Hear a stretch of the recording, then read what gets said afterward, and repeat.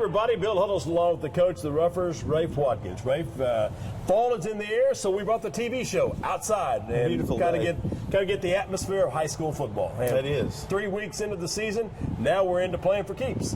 The real season has begun. The saying that the preseason's over, the scrimmages are over, the real season begins this week. You know, everybody's optimistic out there. They're back to 0-0, whether they're 3-0, 2-1, 1-2, or 0-0, 0-3 like we are.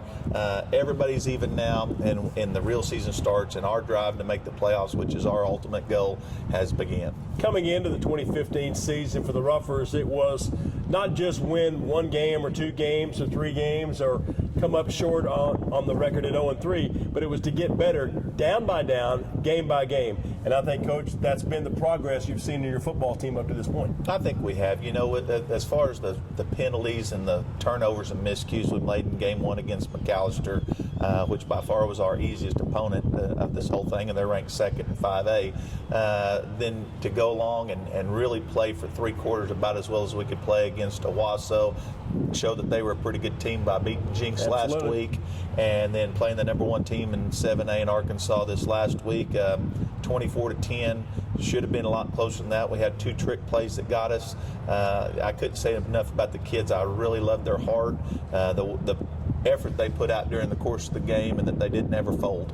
Well, certainly there were some highlights in that ball game, and we're going to take a look at a few of those plays. And first of all, Coach, we're going to talk about defense, and there was some hard-hitting plays on the defense as we roll our video monitor here and take a look at some of the video plays.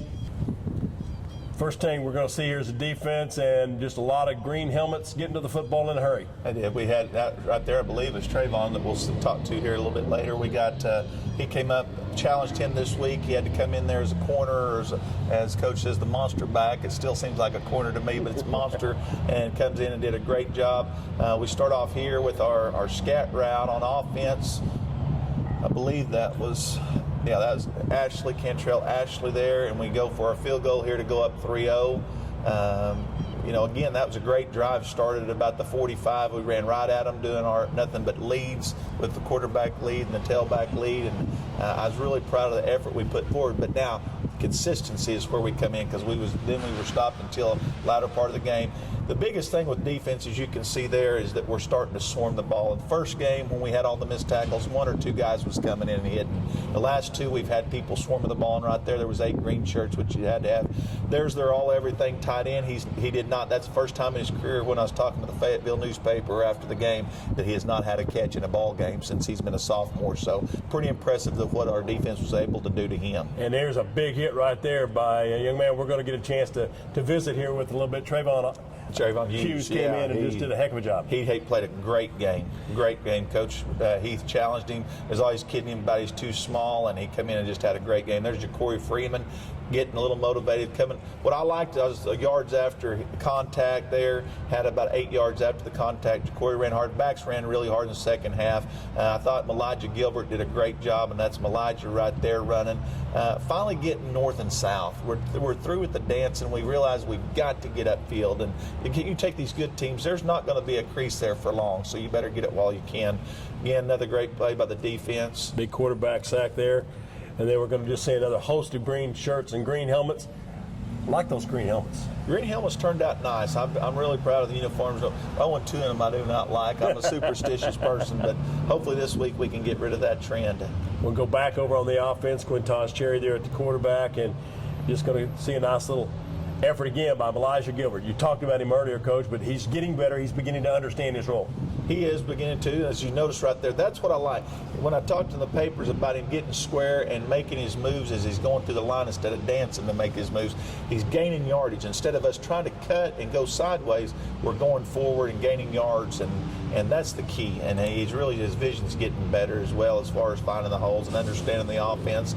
Great cut here. Him, Elijah. And as I said, Ja'Cory had 3 really nice runs on the night. And then his running makes this play right here work much better, because now Q's able to execute. Right. And now they did a good job on the boot. Q's able to come back out the back door, get about a 20-yard gain as well. Nice hit there at the end, you see, by Tavian Davis.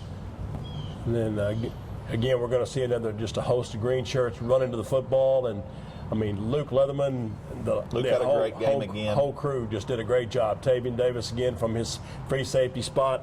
I mean, then we're going to get a big fumble recovery here too by Armand Crockett. Got in there and got a strip of the football. Armand had a really good ball game. He had a great JV game against Broken Arrow the Monday night before, and a great catch right there. Good concentration on Buck's part. James Buchanan with that concentration. James Buchanan did a great job for us because, again, he didn't have that ball until he got all the way almost to the ground and caught it. Very concentration. That was a big score. You know, at that point, you can see 47 seconds left when we scored that, but that was big for our psyche. That was a good drive. They still had their ones in. The game was, you know, their coach wasn't very happy with the way they played. They said, but sometimes, you know, that's our hope. We get them flustered in there with our defense, the way they stunt and swarm around. Defensively, they didn't get off the field as much as they wanted to. We were able to get first downs for a change. You know, we had the same amount of first downs as they did. We just didn't have the couple of big plays they had with the special as far as with the trick plays. Well, hopefully all those pieces now will begin to mold together as we begin to play for keeps, as Coach referred to it earlier. The start of the district play. The opponent will be the Chieftains of Sapulpa. A little later on the show, Coach will kind of break down the game plan against the blue and white Chieftains of Sapulpa. But when we come back, we continue our chance for you to get to meet a member of the Rougher football team. His name is Trayvon Hughes. You saw the big hit by Trayvon in last week's game against Fayetteville. We'll talk to him about how that felt when he was out there on the field as a starter for the first time. That when we continue Rougher football here on TV 15.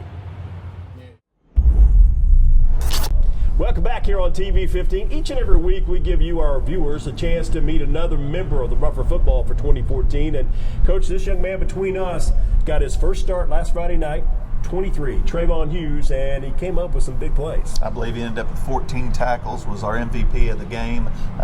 He just did a wonderful job over there as the monster, and I was very proud of the effort he put forth, and I know Coach Heath was extremely proud of him as well. Well, I remember one particular play, Trayvon, when you came up and there was a receiver about to make the catch, and somehow the collision between the two, you could feel it in the press box. That had to be good for you.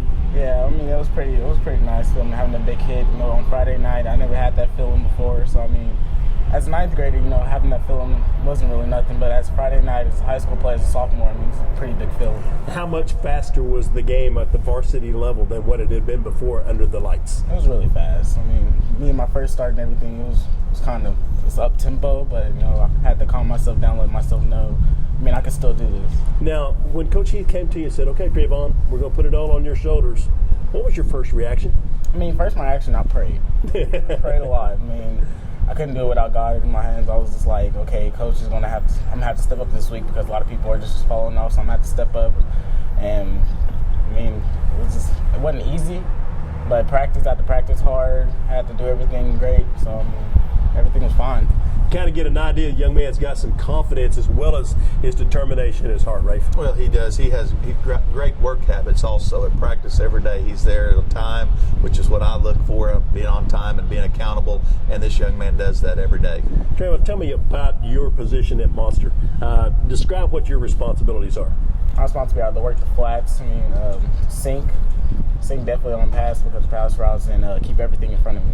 Now, also, taking a look at the physique of a monster back, you don't really carry that physical look, the intimidating look of a big defensive player. But like they always say, dynamite comes in small packages. Yeah. I mean, as a small player, I mean, I had to step up a big time because, I mean, everybody thinks I'm just small, can't hit or anything like that. I mean, I have to prove something, and I think I proved that pretty much Friday. Now, do you feel a little more relaxed going into week number 2, even though it is a big ball game, a district game? I feel much relaxed, but I mean, I still got a lot of pressure because, I mean, as a starter, I mean, everybody's getting their spots back and everything, so I have to keep my spot. Well, it's obviously he understands you only get better play by play, and you can't take a play off, otherwise there's somebody else to take your place. That's exactly right. And we also, as he's talking about the pressure, we're all feeling the pressure. We all realize how big this game is, and that we're looking forward to it. Well, here's a young man that'll be a big part of the Roughers' effort on Friday night against the Sapulpa Chieftains. He wears number 23. His name is Trayvon Hughes, a name that you're just learning about because he's a sophomore, but you're going to hear a lot about in his campaign as a Rougher football player. When we come back, Coach Watkins and I will take a pregame look at the upcoming district matchup against the Sapulpa Chieftains. That when we continue Rougher football here on TV 15.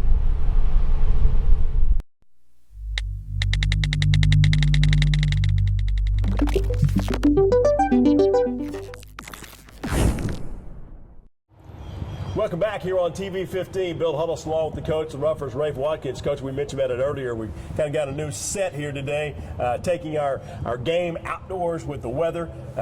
Some of our viewers probably have seen the concrete trucks driving by, the construction crew. A lot of things going on here on the campus of Muskogee High School. There is, the indoor facility for the soccer and softball and baseball. It's going to be a great state-of-the-art building for them, and it should help our athletes and our students out a great deal. Vocational agriculture also has a building that's near completion, so it's going to be really nice when all that's said and done. And again, we want to say a big thank you to the patrons of the Muskogee School District for their vote in support of the continuation of improvements at Muskogee Public Schools. Now, let's talk about Friday night. It's the start of the real season. It's the third game in a row playing at home, so the kids are used to playing in front of the home crowd. Now we have to get used to winning. And about that home crowd, I've been very proud of us. The last 2 weeks are, we haven't given them a whole lot to cheer about. And the crowd, I thought last week was outstanding. A little bit of late arriving, but by the time the second quarter was going on, I thought it was just an outstanding crowd, and appreciate everybody coming out and supporting the kids. This week, Sepulpa Chieftains coming in. They upset us last year. They lost 22 seniors off of that team last year. They have a bunch of new faces. In fact, they don't even have a senior on their offense right now. But, they're a team a lot like us. They're still searching for an identity. They got a really good tailback. Coach has been there. They got an established coaching staff that's been together for at least 5 or 6 years. So they're probably sitting over there looking at us about like we are. Then this is a chance for us to get off to a good start. They've had 2 tough games. They had Choctaw, which is one of the better teams in the state in our division, and then last week Lawton, which is the number 1 team or number 2 team in there as well. And then they had the 1 week where they were able to get their victory with Tulsa Hell, again, a kind of a down team, but they were able to get them a W. So right now, we're looking at this. The kids have improved. They realize what a tough stretch we had there of the 3 ball games, and they're looking forward to playing Sepulpa. Well, you had a long conversation after the ball game with Tavian Davis about, okay, guys, we're not going to get used to these 0-3 starts. We're going to change that. But right now, that's all in the past. Now it's looking forward to the next 7 weeks, and it's 1 game, 1 play, 1 down at a time. And, the first 3 games, as we talked about how difficult they were with a non-established program at this point in time, and we hope to change that all in the future.